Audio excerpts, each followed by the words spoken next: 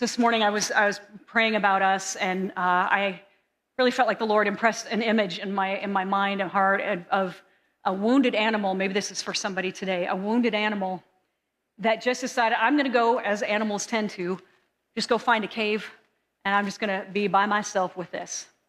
I'm just going to bear this wound, and I'm not going to bring anybody else into it, and I'm just going to go over there alone.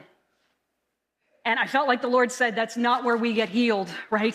We get healed in community together, when we come back together, when we share our burdens with each other, and certainly Christ is in the center of all of that.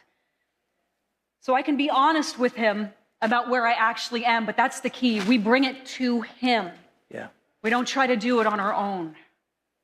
We're bringing it to him. So my life of faith can actually be really pretty active when I'm telling him the reality of how I'm feeling, and then he's not going to leave me there.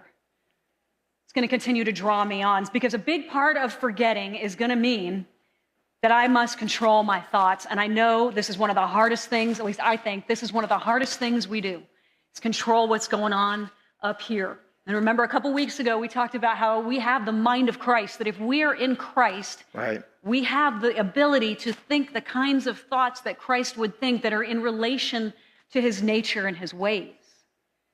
So we can actually do this, that we could actually control our thoughts and have them be in line with what the Lord would have. So Paul is encouraging a forgetting, not a denying, right? Not an ignoring, but a forgetting that, and though we can't totally stop every single thought as it enters our mind, there are times when thoughts show up in our mind that come from a variety of other places. But once it's there and once we recognize it, we are responsible to grab a hold of it, right? To control it.